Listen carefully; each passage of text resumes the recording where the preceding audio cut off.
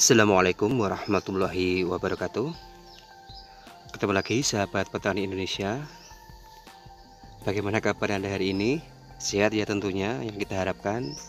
Dimudahkan dalam berbudidaya, dimudahkan dalam segala urusannya, juga rezeki halal yang melimpah. Nah, pada kesempatan kali ini kita akan mencoba untuk membahas tanaman ya, tetapi bukan jahe merah. Ini kita melenceng sedikit tapi masih di sekitar tanaman, yaitu pada tanaman alpukat, juga pada kelengkeng dan tanaman cabai. Kalau kita perhatikan dalam siklus hidup semua makhluk hidup ya, baik tanaman maupun hewan ataupun manusia, satu hal yang tidak bisa tidak ada, harus ada, dan merupakan satu komponen yang paling penting dalam kehidupan. Apa yang saya maksud tidak lain dan bukan adalah air. Nah, air ini merupakan salah satu komponen penunjang kehidupan baik bagi manusia maupun hewan, juga tanaman, yang tidak boleh tidak ada, harus selalu ada. Bagaimanapun situasinya, kalau ingin tetap bisa bertahan hidup, berkembang, dan juga menghasilkan manfaat. Nah, dalam pemanfaatan air untuk tanaman ada beberapa hal yang bisa kita lakukan, terutama untuk yang berskala kecil, berskala istilahnya tanaman pekarangan. Ini kita bisa melakukan drip atau kita bisa melakukan pengocoran dengan selang maupun dengan gayung.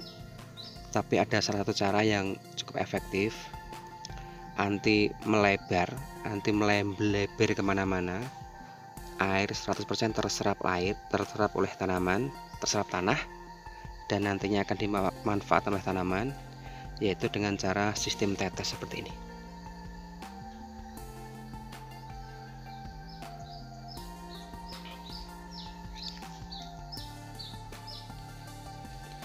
Banyak sekali keuntungan yang bisa kita dapatkan dari sistem pengairan seperti ini. Tentu yang pertama adalah efisiensi air. Air di sini akan 100% diserap oleh tanah dan ya akan dimanfaatkan akar tanaman kita untuk tumbuh berkembang mereka. Terus yang kedua adalah air tidak terbuang sia-sia ya, karena sering kita lakukan penyiraman pada tanaman buah kita dengan sistem kita kocor dengan selang ataupun dengan gayung ya. Ternyata air hanya berada di permukaan, dan setelah kita coba korek ke dalam sekitar 10 cm, itu air tidak bisa tembus ke dalam ya, sudah habis di permukaan, diserap oleh tanah di permukaan, sehingga akar tanaman kita kan ada di bawah.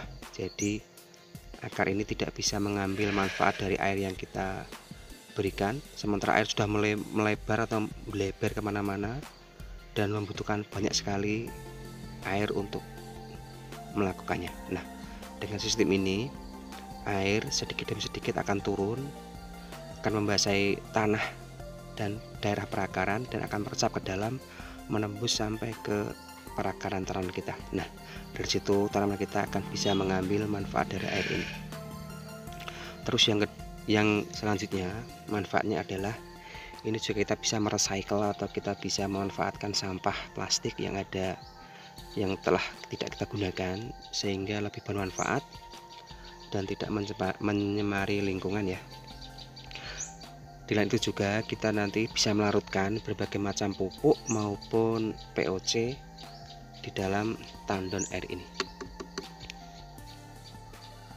Kita bisa menambahkan POC yang masa generatif, vegetatif, ataupun juga berbagai macam pupuk booster juga yang lainnya, akan lebih efisien, hanya khusus tertuju untuk tanaman yang kita budidayakan saja, tidak melebar kemana-mana ya airnya. Terus manfaatnya selanjutnya, ini kita tidak perlu sering-sering menyiram, karena tetesan air ini cukup lama ya habisnya, walaupun cuma 1 botol bekas ini satu hari pun tidak habis. Dan bisa kita lihat ini air sampai ke bawah ya. Ini menandakan bahwa konsentrasi air di dalam polybag ini sudah banyak sehingga sampai ke bawah. Ini menunjukkan bahwa air yang menetes ini benar-benar hanya terkonsentrasi di sekitar tanaman kita, tidak melebar kemana-mana. Selain itu juga air yang kita butuhkan sangat efisien, karena kita tahu daerah kami adalah daerah Gunung Kidul yang notabene di sini air pada saat kemarau bisa dibilang cukup sulit didapatkan ya. Jadi kita mesti berhemat, mesti mempunyai trik dan cara agar air yang ada bisa dimanfaatkan semaksimal mungkin dan diserap tanaman seoptimal mungkin.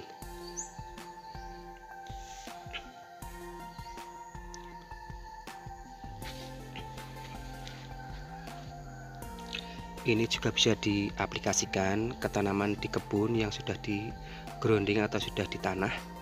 Kita bisa mengikatnya di pohon ataupun kita buat tajir seperti ini untuk mengikat di dekat tanaman kita, dan ini menggunakan lakban ya, ini untuk mengikatnya ke tajirnya sehingga ini tidak melorot ke bawah. Ini juga tidak perlu dilubangi. Ini bisa kita setel hanya dengan memutar tutupnya ya. Kalau kita putar ke kiri maka air akan semakin deras mengalirnya ya. Tapi kalau kita putar ke kanan